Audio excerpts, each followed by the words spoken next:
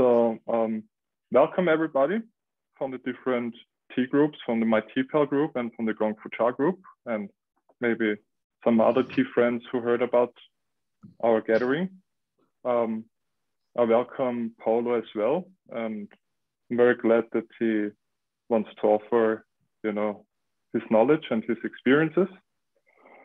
Yeah, I'll just hand the word to him. And if you have any questions in between, just write it in the chat, and I will try to keep track of it and bring them, to talk about them.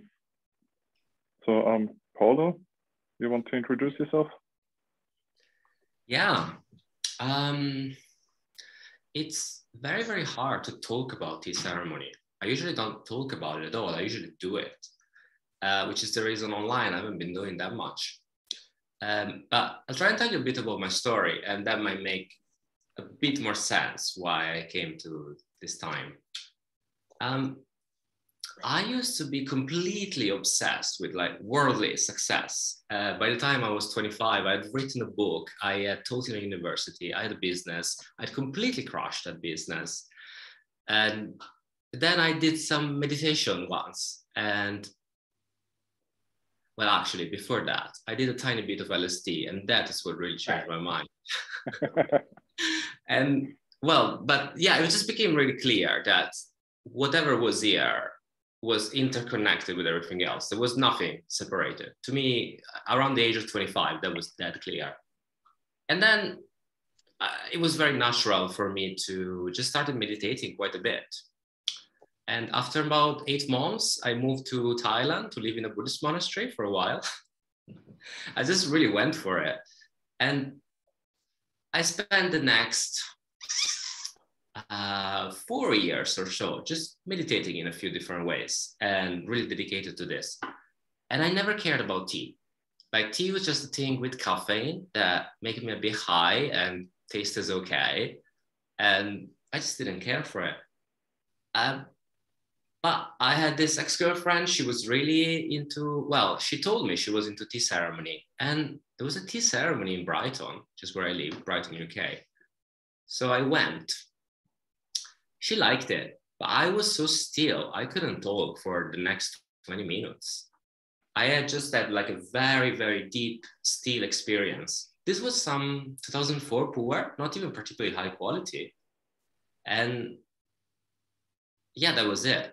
I got some tea leaves from the guy. I went to a charity shop and got some rice bowls, actually. And I just started drinking tea in silence as part of my spiritual practice every day. And it was just, at first, it was just so deep, it's so different. So I guess the fact that I was already meditating really helped. It was a period where I was meditating quite deeply already. Mm-hmm. But yeah, I would have maybe an hour of tea and an hour of meditation, and both would be really, really still, no thinking whatsoever, which, when you try to meditate, sometimes you get that, often you chase that. Most often there's so many thoughts and you're trying to push them away. And instead, I just drank a bit of pu'er, mostly before, and I was just so dead still all the time. And that was about 4 years ago. And yeah, ever since I've been trying to find the best tea that I could, sharing tea with other people, and trying to figure out what this tea ceremony thing is.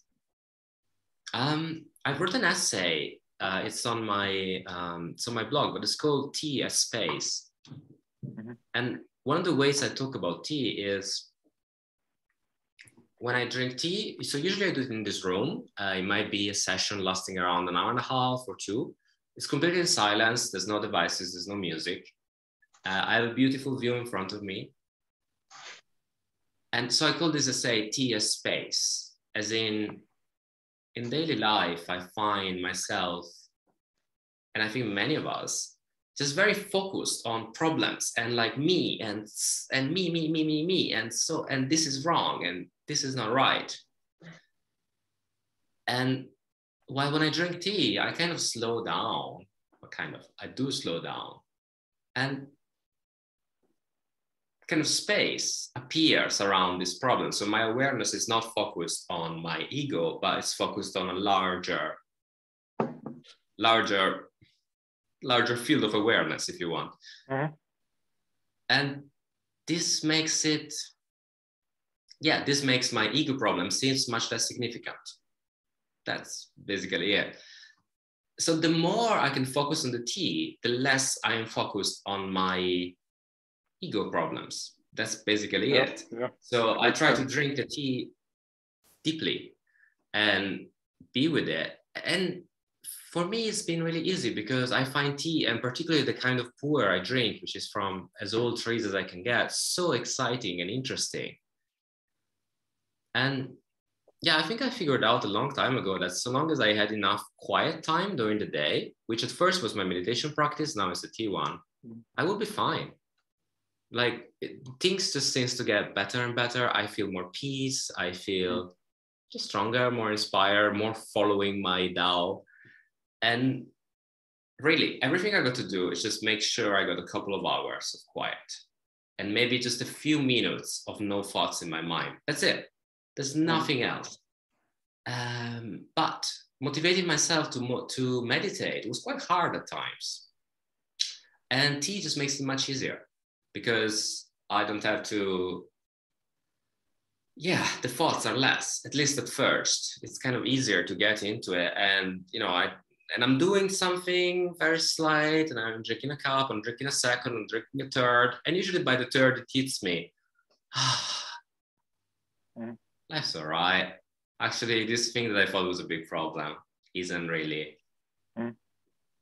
Yeah. So I guess to stop with this introduction, my key point here is one thing I found out, and a lot of other people have, is that having some time of stillness in my life is enough to fix everything, literally whatever problem I can think of. And tea really helps with that. So it's a tool for you to, it's a tool for you to get easy into meditation, or even the tea session for itself is a meditation, because in my case, in my experience, tea is my meditation. I just can't sit still somewhere, close my eyes and start to meditate. I can do it before I go to sleep. It's way easier with breathing techniques and all that, and already being a little bit tired to be, more in a meditative state. But in between the day, I drink tea, even at the office. And it's, for me, really often even a short moment of meditation, because you're just focusing on the tea. You're mindful, even if it's stressful at the job, but that just one cup can give you a short moment of peace, So it's not just a tool for me, it's even the meditation for itself.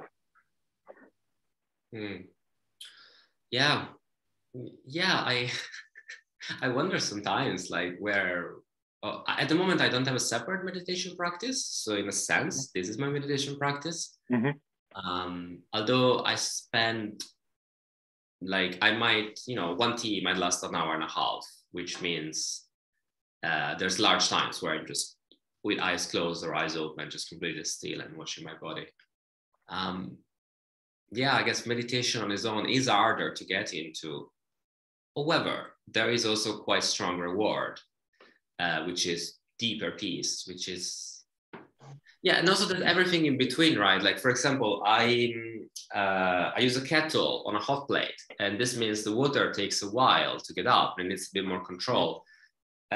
This is a little bit more on the meditative and tea ceremony side, as opposed to having an electric kettle, which really, there's all sort of degrees between completely still meditation and action. And I guess at the moment, different times, different days, I am at some point on the spectrum.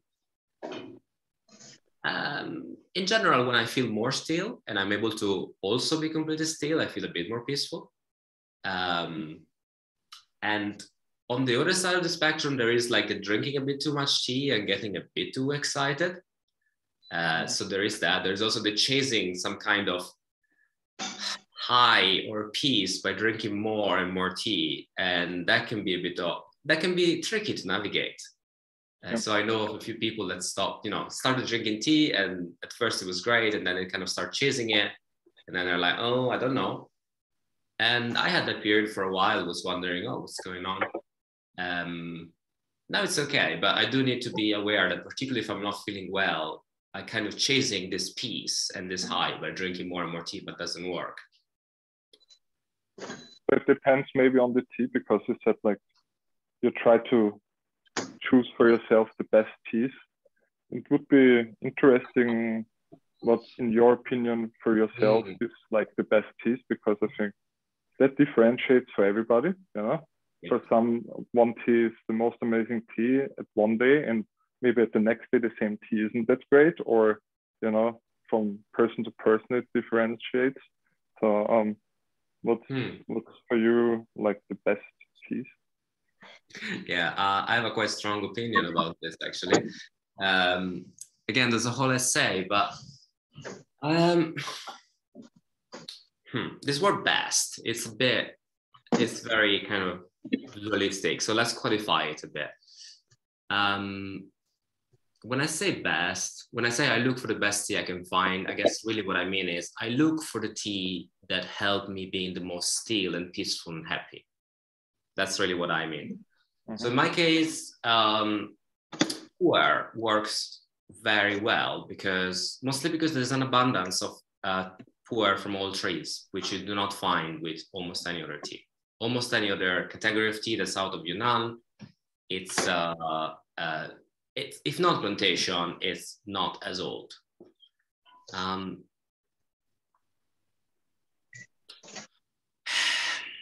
In that, I think there are there's a few things to do with the quality of pu'er. Again, I've got quite strong opinions about this. There's an essay called Pu'er Tea as Quality, and maybe we'll send some links out at the end if we got the emails of people.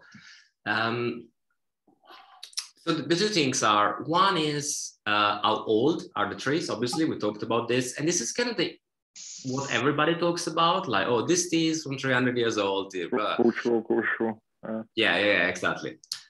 But then there's something that's even harder to talk about, which is how clean the environment is. And the first level of clean is no pesticides.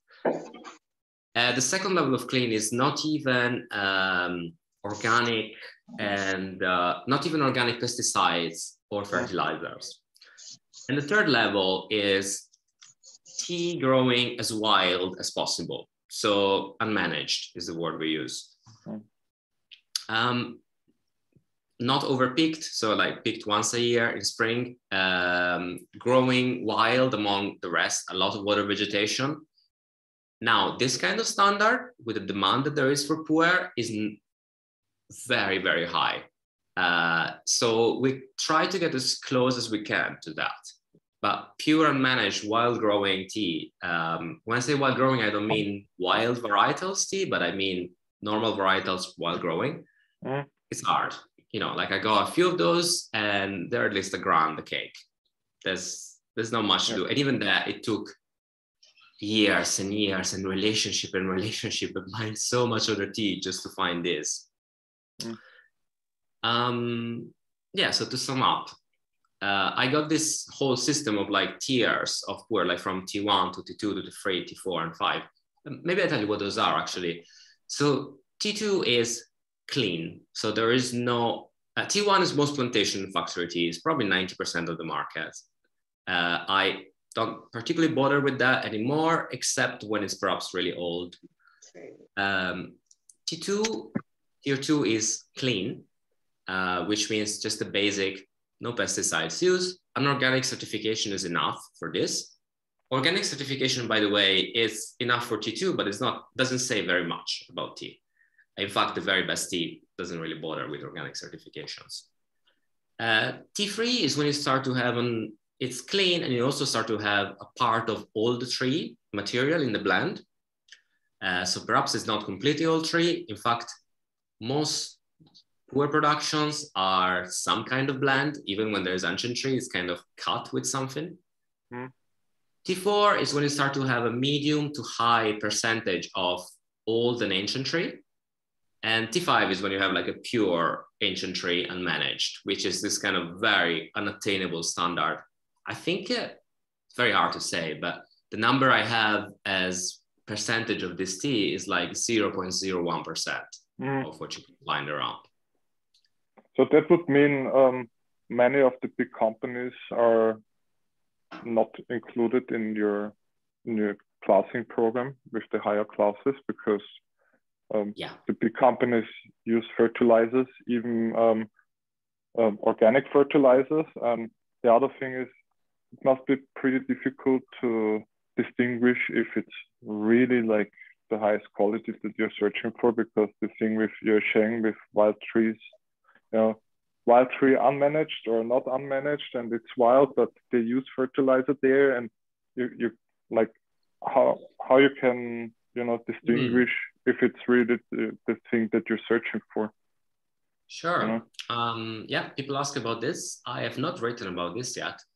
The key thing is you drink quite a lot of pu'er and you understand which ones are the flavors to do with pu'er. If there is any flavor that doesn't belong, that's a clear sign of pesticide. So any overlist pesticides, usually sometimes storage problem as well. That can be that as well. To me, it kind of came as an innate sense. After I drank enough tea, drinking one that's not clean is very clear. Just like, oh, there's the flavor here that doesn't belong.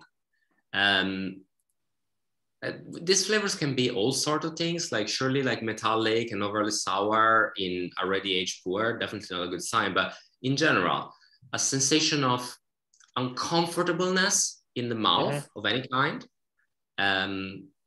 Maybe the only exception to this is very high astringency in younger tea. That's okay, that will transform out. Very strong bitterness, also okay. Speaking of which, there's this saying in Chinese. I don't know the original Chinese, but the translation in English is, if you want to sell tea, brew it for a short time. If you want to buy tea, brew it for a long time. Because if you brew it for a long time, you're gonna get a bitter brew, but also you're gonna get all this kind of off flavors coming out much more clear. So really that's my test to see if something is clean or not. I definitely agree. I mean, many, you know, big companies also use for their testing from the farmers, like the sensory tasting standards, 2 minutes, 3 minutes, 5 minutes brewing times with boiling water to know, even with Shang pu'er, to know if the young Shang pu'er has flaws, because it would taste it's off. If it's really intense, but you know, the intensity of the pure material and, you know, the off flavors, so longer brewing time or overleafing is a good indicator if a tea is, you know, is a good tea or isn't a good tea. Yeah. With that said, I think I can tell in a normal session as well by now. This kind of really strong overleafing and bitterness can be a bit harsh on the stomach, so it's not something I necessarily would advise. So young Shang pu'er is out of the game for you for meditation. Say it again. Young Shang pu'er is for you out of the game for meditation, like. Yeah, interesting question. I usually start at 2015 and older. I would make an exception for really high quality tea, like T4 plus, T5. I had a 2017 the other day. It was okay. It was not the best meditation kind of thing. I mean, the tea was great. This cake is like 1.5 grams. It's a xiao. It's a xiao Tianmen Shan. I posted a public review somewhere. It was really fun, and there were some meditation moments, but it did leave me a little bit anxious, even though the material is excellent.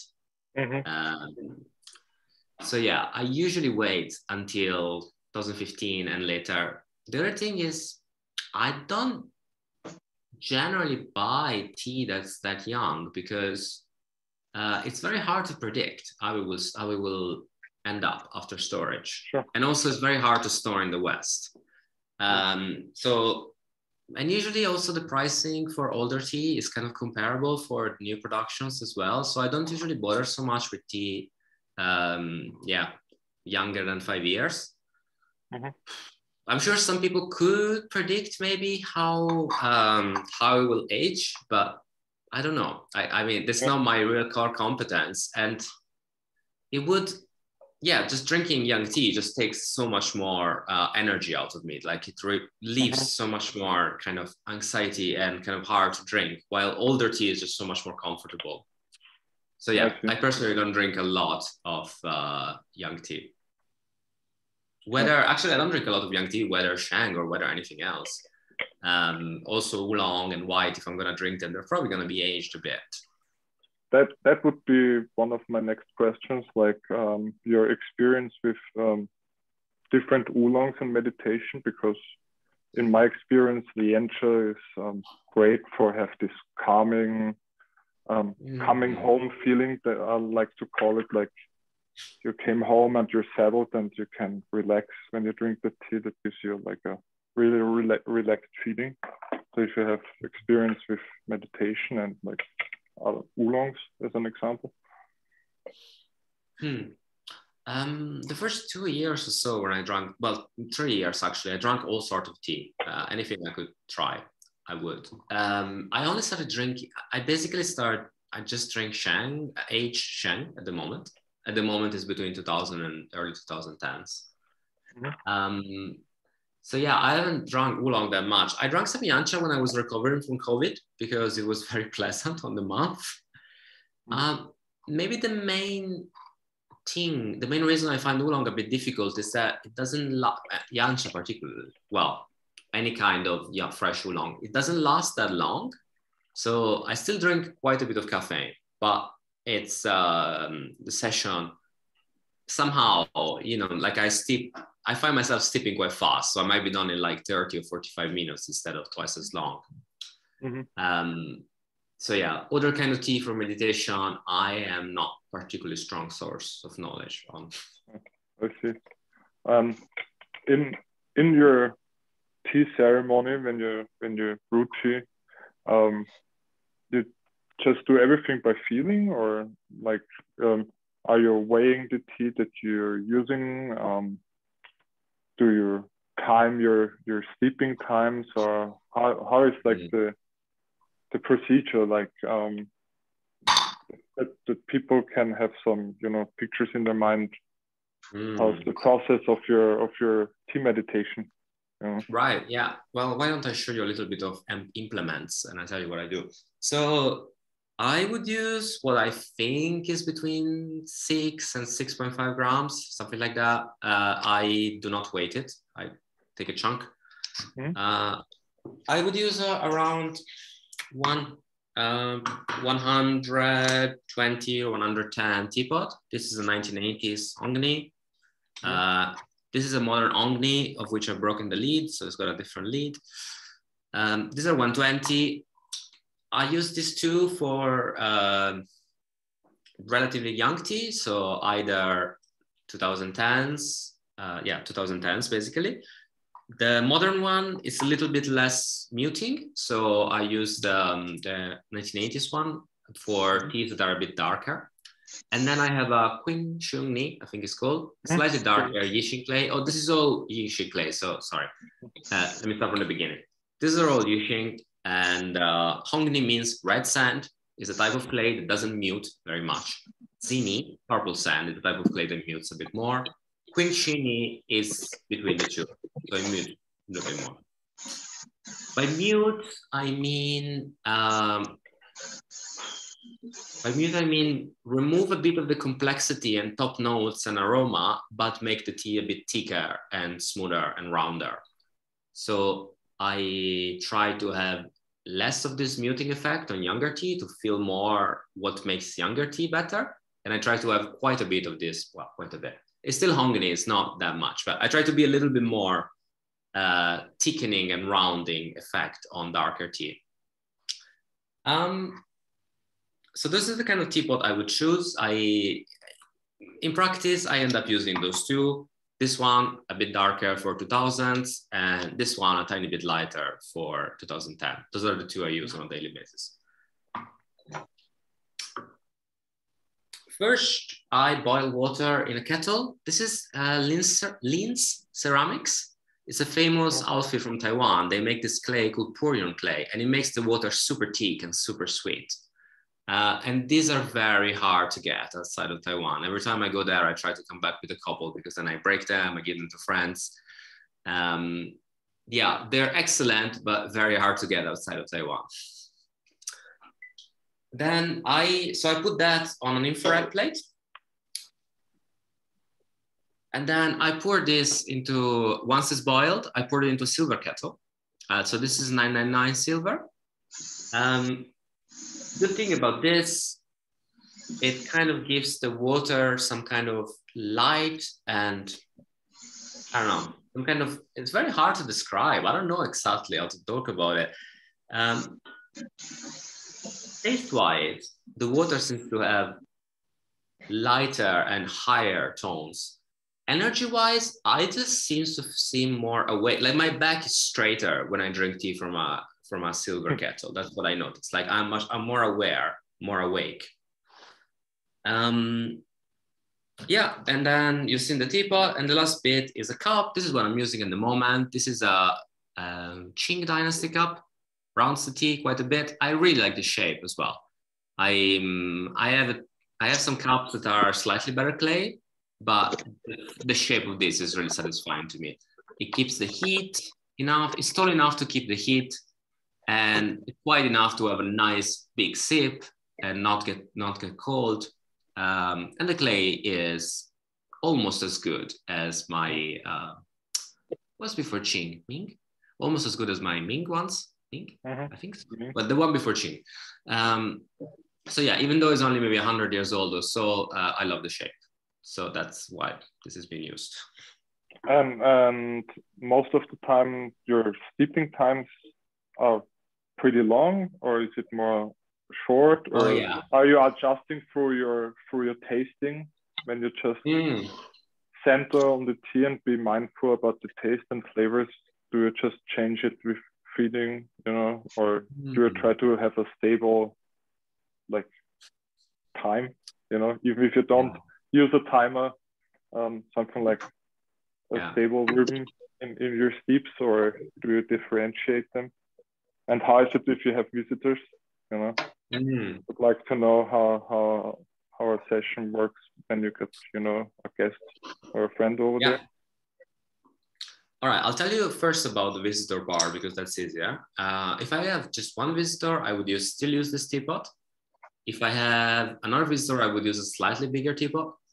If I have more than that, I start to use teapots that are not zinni because I don't have zinni that's so big. So I don't have a Jixing that's so big.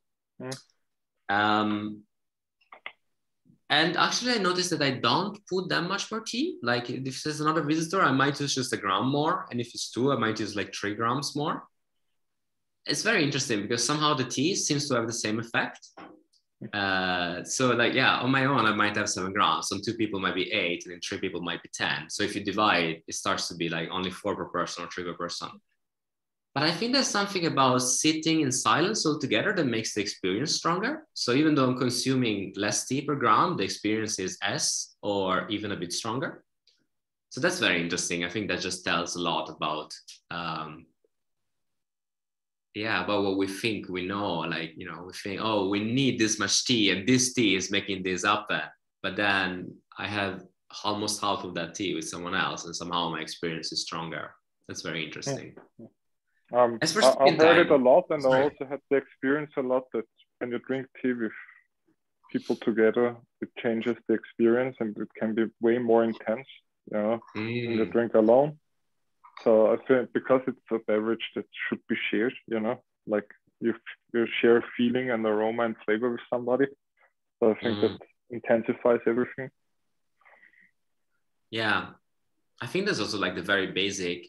If somebody else is here, I'm gonna sit still for 1.5 hours and drink them and serve them tea. If somebody else is not here, I might just like sneak out and do a couple of small chores and come back. Mm-hmm. Same thing why it's very good to meditate with other people. You can't go away. You just gotta sit there. So you drink tea with somebody and be silent, both or three people are silent, and after the tea session is over, you talk about the feelings you experience and the flavors, or how is that? Yeah. Yeah, that's exactly it. Yeah, we usually have tea ceremony in silence. Certainly with people I'm not used to drinking tea with, that's how I would receive people at first, both online and here we'd have tea in silence for at least, usually online like an hour and then shot, while here we might have tea in silence for an hour and a half or two and then talk about it. Mm-hmm. I just find the appreciation of tea goes so much deeper, and otherwise if you talk it's just too easy to get lost into just chat and a bit just too easy to how to say. I think one of the essence of tea ceremony is you're more interested in the tea than in yourself. This is so much easier to do if you're silent. If you start talking like all of our societal conditioning about, trying to show how you are, and it kind of kicks in, and this can really be overwhelming and take over so much attention from the tea. And then the tea just becomes like a mouth thing that it's kind of there, but you're talking about other stuff. So that's why there's a lot of silence. With people I'm used to drinking tea with, actually, it's quite natural. Like we don't decide if we're going to be silent or not. We might have a comment, but it's always about the tea. Like we're quite good because we know each other quite well. We don't need to show or do any posturing. We're just, it's like my two friends I drink tea with all the time. So that's completely free flow. Like we might, but in practice, we don't end up speaking very much. And sometimes we're just like completely floored by the tea. And sometimes we're talking a bit more. That is also a point that I want to talk later on about, Cha Chi and Chi in general, and how your experiences are with it and the experiences from other people. But when we talk about tea ceremony, I would like to know, like, is it then like with the Japanese ceremony that you try to be really graceful with every movement that you do and you don't cross the center line, or is it, like I call it casual tea brewing, like you're mindful about the tea, but you're not as, serious with your movements. And is it dry brewing, or is it, with a tea boat? Is it Ganpao style? So, right. So this is a very interesting question, and there's a lot of kind of dangerous ways you can go about it, because like it's a culture that's not ours as white people, and well, okay, let me try and put some thoughts together a bit more structured. Sure. What I do is certainly not Japanese tea ceremony. Japanese tea ceremony, in my understanding, has a very fixed set. Japanese tea ceremony, you learn from something and you do the movements, and it's very fixed and ritual. Now, the history of many Chinese style tea ceremony has been lost, and we don't really have lineages per se. We have people teaching some kind of style of tea ceremony. Most notably in English, there's Global Tea Hut teaching a couple of styles of tea ceremony. And then you have everybody, whether in the West or in China, doing something. And this something tends to be very, very free flow. Now, this is in keeping with the spirit of Taoism, which is really, you go for it. While Buddhism is a bit more, Buddhism as exemplified in Japanese Buddhism is a bit more structured. Taoism is much more follow your Tao, just go with whatever, just like flow with whatever seems right. So it is not surprising that both Westerners and Chinese do tea ceremony in a lot of different ways. I originally trained with Global Tea Hut and Wuda. So I was doing that style of tea ceremony, particularly the one that he calls bowl tea. So yeah, in their system, you have like bowl tea, which is basically shamanistic, shamanistic meditation kind of tea. And then you have Gongfu tea, which is about getting the better cup of tea, the best cup of tea that you can get. I ended up doing something in the middle of something in the middle of what they would say. So it's dry-ish. It's dry-ish. One of the reasons for that is that it helps to not move very much. Like if I start moving a lot, it's kind of hard to keep so still. So keeping it dry is easier. There's no formal thing or anything. Like I might just give a cup to people and then I might just make a gesture. And, if it's a new guest, I might be wearing a Chinese shirt and it looks quite serious here. I mean, it's a room dedicated to tea. So I think actually people coming in at first can be a bit like, oh, wow, this is not very formal. So this is quite formal. Mm-hmm. Mm-hmm. With that said, I feel quite relaxed as I serve. I don't feel like I'm conducting a ritual. I'm just feeling like I'm drinking tea. At the same time, though, I wouldn't what? Yeah, I wouldn't like start chatting in the middle of it. I wouldn't splay on a chair. I wouldn't come in the tea room with super dirty clothes. So there's still a kind of a level of respect there. Mm-hmm. It's kind of very intuitive, but there's still a level of respect for what I'm doing and trying to make it. Yeah, try to just honor the tea. Mm-hmm. For example, one of the things I do is I make a point, unless the tea is not clean, which is very rare, I make a point to get everything out of the tea that I can. Like I might just boil it 2 or 3 times at the end and really steep it out completely. That to me is very satisfying. Like instead of being like, oh, the tea is done, I got something else to do. I'm like, no, I want to really honor this as much as I can. And using it up completely is one of the ways I do that. The other one, I guess, is drinking it in silence and without devices around. I see. Yeah, that was a full response. Yeah. And do you have like tips for any of our people who joined, members who joined, how to, integrate a little time in between for their own tea meditation or for their own moment of mindfulness in between a stressful day? Because maybe many of us won't have like 1.5, 2 hours each day to sit down and be silent with tea, or they just start to meditate and they just can do it for a couple of minutes. Do you have for them some tips and tricks? All right, all the tips that I can think about. One thing that really helped me, both with meditation first and with tea after, is to have a dedicated space in the house that's clean from any other object and distraction and debris. If that cannot be a room, that should at least be some kind of table space with clean wall in the front. I cannot emphasize this enough. If there is stuff around, it's like my mind is thinking so much more. If in front of me is clean and clear, it's just so much easier to be still. The difference is really a lot. Not having devices around and like turning them off and even like putting them away physically for at least 10 minutes or 15 minutes, that also helps a lot. I think there's a study, I think they got children to do like some kind of like IQ-like test without their phones and with their phones just nearby, even turned off.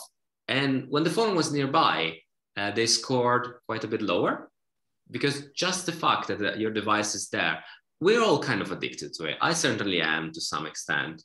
Our attention is kind of like got from the fact that there's a device around and exciting things there. So even just physically removing that helps quite a bit. Which is a reason why meditation apps I find a bit difficult to deal with, because like following an audio can be a bit easy, but having a device around, in my experience, doesn't help being still.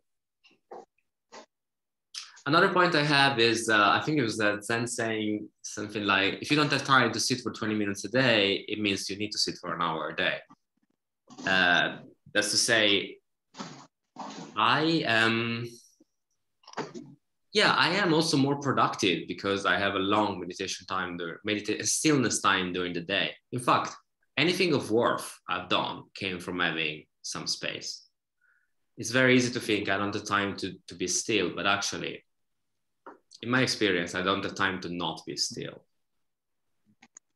It's to me, it's extremely obvious. And I think if one starts a meditation practice for like 6 months or a year, you will become really, really clear that most of the time, we're not really getting stuff done. We're just fighting with our mind distraction. And clearing that up actually makes us much more productive, even if it takes half an hour a day.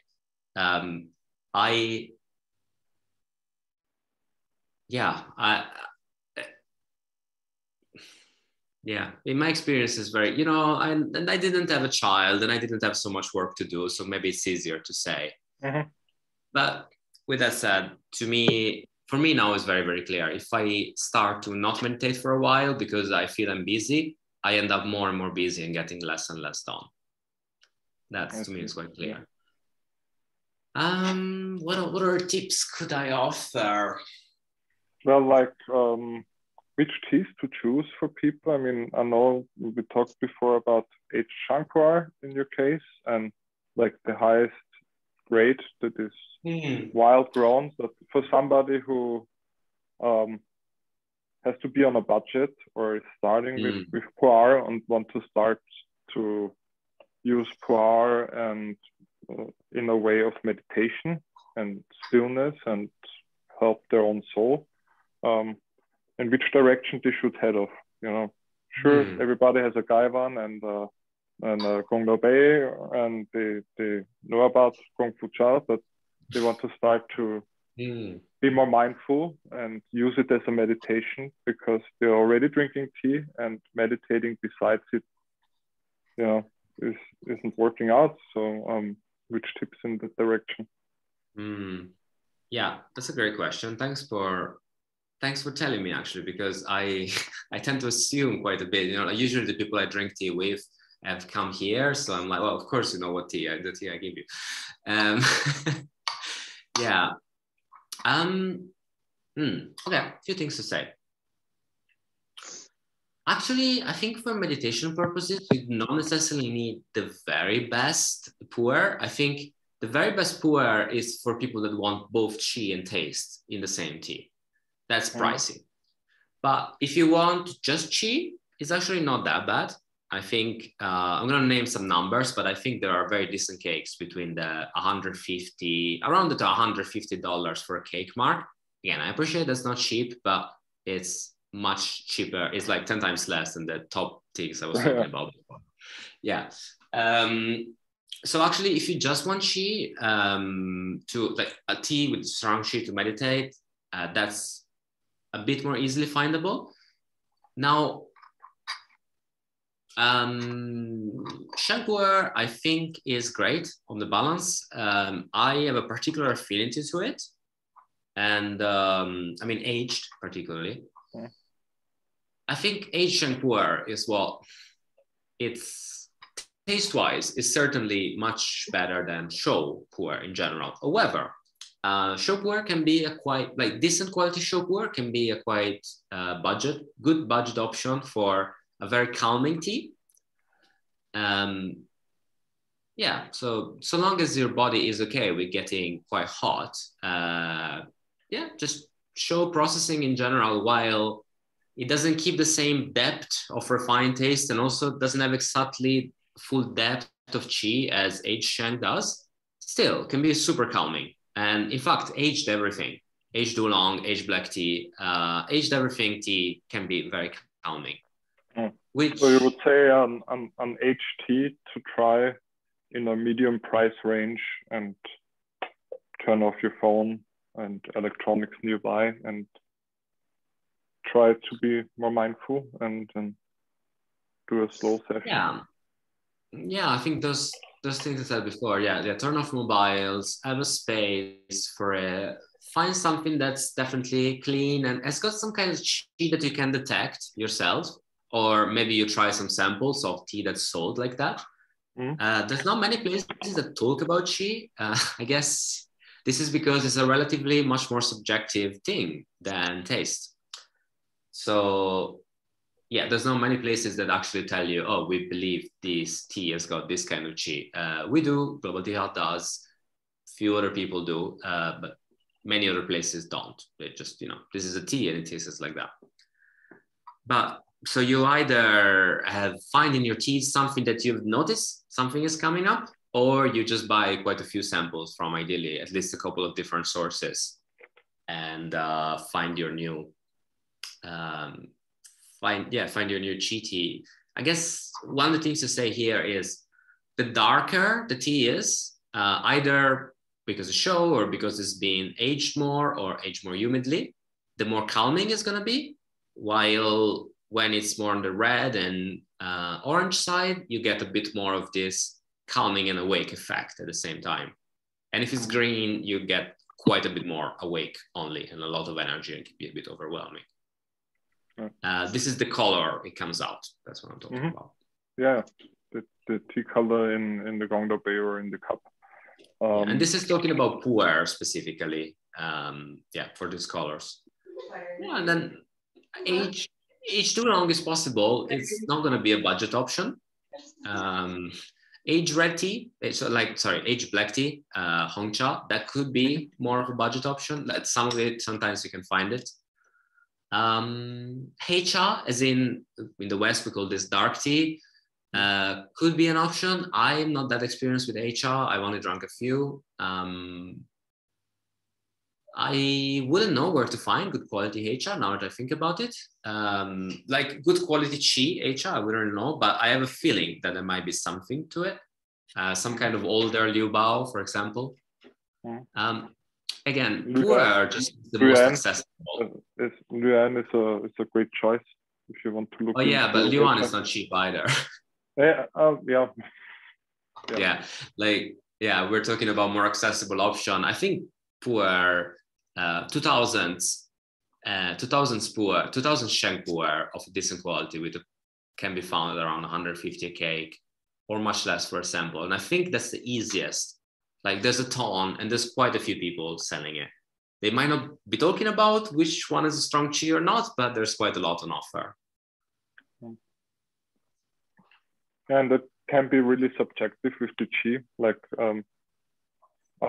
we have often many talks in our gatherings that some people feel like qi is something that awakes you and gives you more energy, and some would say it calms you down and makes you maybe a little more sleepy and relaxed. So I think it's a really subjective thing, and that's why it's a good tip that you said that people just try different teas and just try them as a sample, because that is the easiest option and the cheapest option. Try some different teas as a sample.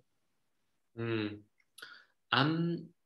thing I want to add is, because we don't talk about qi so much, we kind of have this idea of qi is like one value, is either strong or low.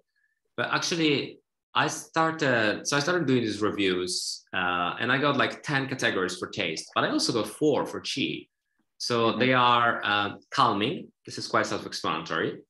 Intense. This is to do, it's not like a caffeine high. It's more like things like how hot you get, how much burping you have, how much you kind of feel in the sense of awakeness. There's depth, which is kind of how long you keep interested in the tea. And also, this is what happens to me, and I think it's a quite common thing to people that drink tea in this way. If I drink a tea with very high depth of qi, towards the end, my thinking has changed. I think differently. I'm a different person. Like it's really went in a positive way, usually. And finally, comfortable. So that's not the same as calming. Like some tea can be calming at first, but not so comfortable later. Comfortable usually refers to, another way of talking about it is there any anxiety after the session or not? Yeah, so I talk about it in these 4 different dimensions: calming, intense, depth, and comfortable.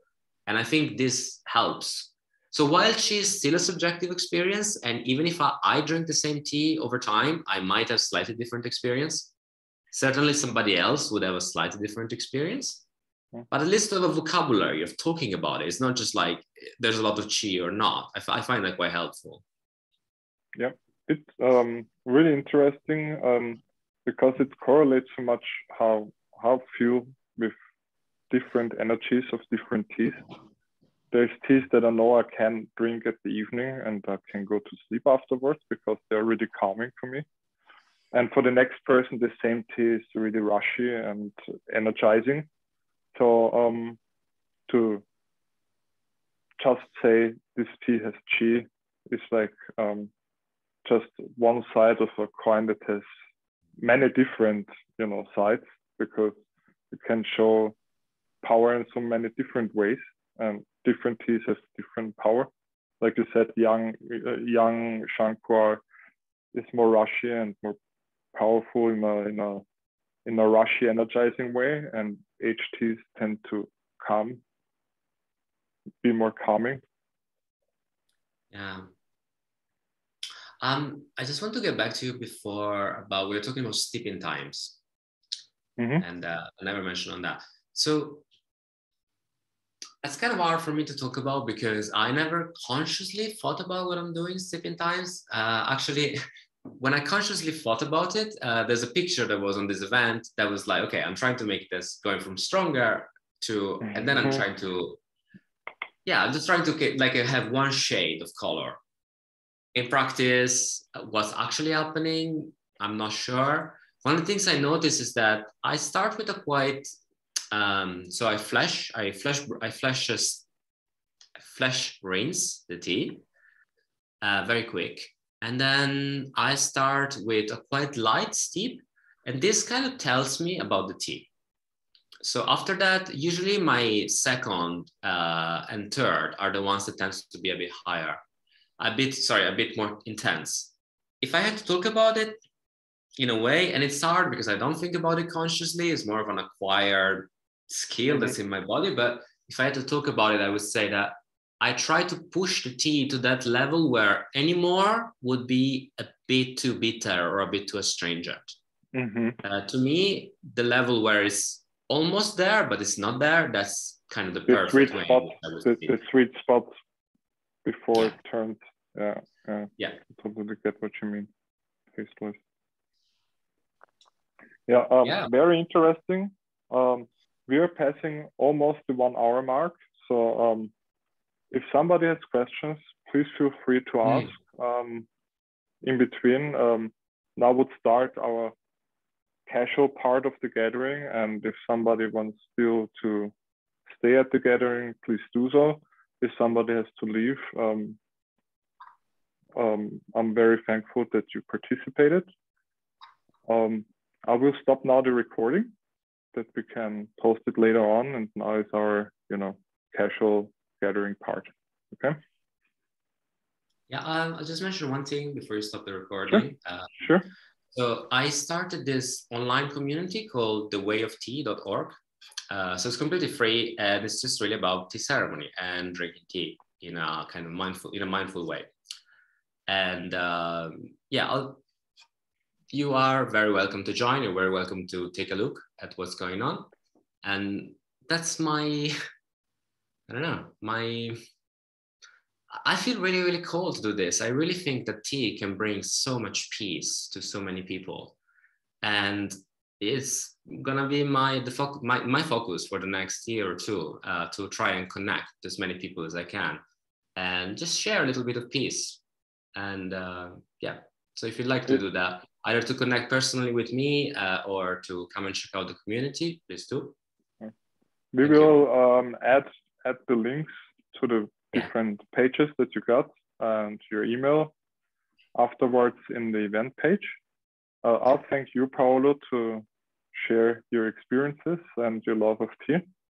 I'll stop now the recording and we can, have our open discussion.